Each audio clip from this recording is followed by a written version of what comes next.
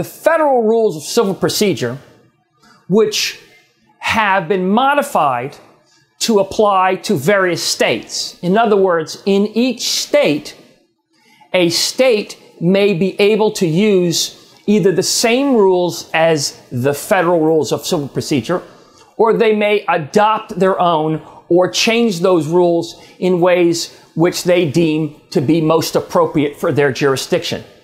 But generally speaking, a lot of the rules in the federal system are similar to those rules which are in the state system. Let's talk about some specific rules that you will find in just about any jurisdiction in which you have to litigate, whether that be in the federal court system or in the state court system. Let's begin with understanding the process.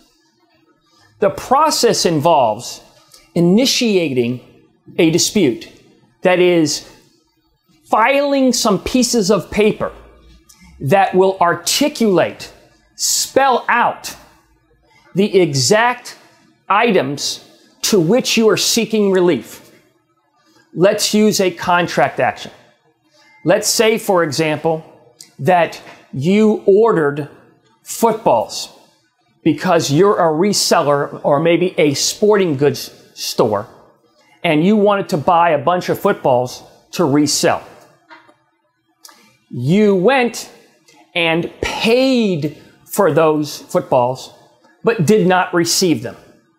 So you want to pursue a remedy, receive some sort of official relief that can be enforceable against the party who was providing the footballs. And you either want to force them to produce the footballs to you, or you want to get your money back from having to prepay for those footballs that never arrived.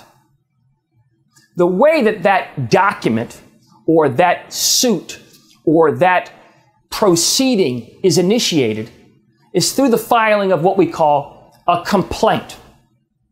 A complaint is nothing more than pieces of paper that are actually filed with a court that spell out the specific reasons why you are entitled to the relief that you seek. So in a breach of contract action, I would essentially be suing the person who makes the footballs and explaining that I have a contract, and that contract requires them to deliver 500 footballs, and they didn't deliver those footballs, and so the $1,000 I paid should be repaid back to me. That would be a typical breach of contract action. Physically, the way I display that is by writing it on pieces of paper and setting up in a framework that will allow myself to properly pursue and receive relief. How do I do that? Well, on these pieces of paper that you're going to title as a complaint, you need to set out what we call allegations. Those are separately numbered paragraphs which specifically state what you're seeking to do. For example, in order to sue someone, I must have jurisdiction over them. What that means in general is that I must be able to sue them in that particular forum. They must live in that forum. The contract must be drafted in that forum. There must be some mechanism by which we can say it is fair to sue them in that particular venue. So if I was in Florida and I wanted to sue in Florida, and they were a company that was in Connecticut but did business in Florida, it may be proper for me to file a suit in the federal courts in Florida because I have jurisdiction over them, because either one, the subject matter under which we are talking is in Florida, or two, they have subjected themselves to jurisdiction, personal jurisdiction, by engaging in a certain amount of acts in that jurisdiction, such as doing business, or actually appearing and signing the agreement, or other things which make it fair to hail them or bring them into this jurisdiction. I must have allegations that provide that this particular venue is a fair venue. That is called venue. So we have jurisdiction and we have venue. So I want to make sure that this location is the most appropriate location for that suit to be brought. Perhaps all of the acts which gave rise to the breach of contract occurred in that jurisdiction. Perhaps there is a contract which stipulates that the jurisdiction will be in this particular court. Whatever the case may be, the importance of setting that up allows the court to have power to force the person to litigate or defend in that jurisdiction. How I reflect that is in my numbered allegations. I spell out what the basis for that is. For example, I might say that this is an action in excess of $100,000. And this is an action which is a breach of contract action. The defendant is a proper defendant and is subject to the subject matter jurisdiction of this court because all of the things which gave rise to what happened is in this forum. Or said another way, that the subject matter is proper because it is the right place to bring this action. And let me use a contrast so you understand what I mean by subject matter jurisdiction. For example, in some states, if you have a landlord-tenant dispute, you bring that landlord-tenant dispute in a county court as opposed to a trial court.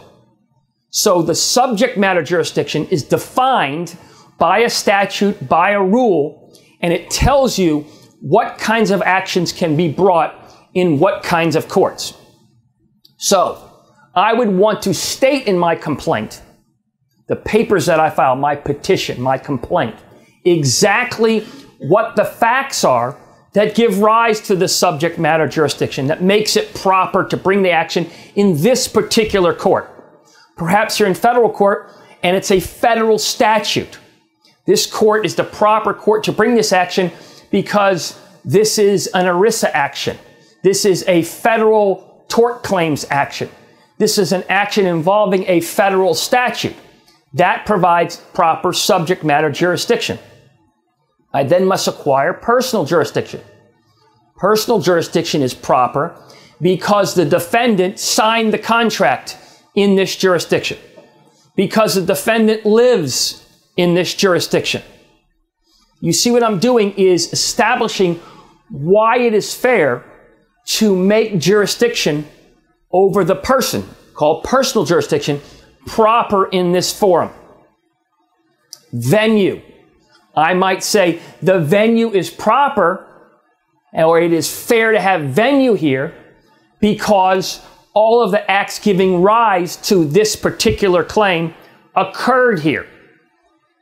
That is to be contrasted with subject matter jurisdiction, which governs which court is the proper court to be in. Venue deals more with the fairness issue. In other words, there may be multiple courts that I can bring an action in. I might be able to bring an action if the person resided in Connecticut and we signed the contract in Florida, in either Connecticut or Florida. Which jurisdiction is the proper jurisdiction to bring it in is governed by fairness principles, by venue, or in some cases by jurisdiction. Where can I get service of process? Where can I properly hail that person into court? Venue deals more with the location of the court and where it may be brought, whereas subject matter jurisdiction deals with the specific court in which it must be brought. For example, in a federal tort claims act, something involving a federal statute, something involving something that is on the federal level, I cannot bring that case in a state court. I must bring something that relates to a federal statute in a federal court.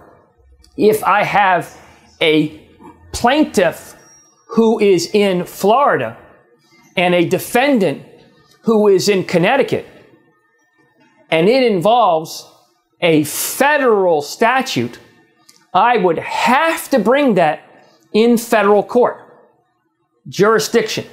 But I might be able to bring that in federal court in Florida or federal court in Connecticut, the venue. So you could see the difference between these two acts. You then elicit or articulate that information onto the complaint. That is followed by what are the nature of the allegations that give rise to your problem. What are the facts? The plaintiff was a company that is in the business of selling footballs. The defendant is in the business of making footballs. The plaintiff and the defendant entered into an agreement which provided that the plaintiff would receive footballs and pay for them, and the defendant would deliver footballs by a date certain. Then I would attach the contract. The contract that shows this agreement is attached as Exhibit 1. I essentially would staple it to that contract, to that complaint. So, what have I done? I've established the legal right for me to bring this lawsuit, the jurisdiction and venue, and then I'm establishing the factual basis for my allegations. Finally, I want to set forth what is the cause of action that I can now sue under. So in this scenario, I would have a breach of contract action. So I would title it as Count 1, Breach of Contract. And then I would set forth the elements of a breach of contract. There was a contract between the parties. The contract was breached because payment was made for the footballs, but the footballs were not delivered. As a result of that breach, the plaintiff suffered damages. It was out of money, yet it did not receive the footballs. Wherefore, called a prayer, the plaintiff requests judgment against the defendant in the amount of $100,000 or whatever the number is. Or the plaintiff wishes to seek specific performance, that is, to make the defendant specifically perform by delivering the footballs. You can see how I have put together the core elements of that document called the complaint, which initiates the action and allows us to understand how this dispute is going to be framed.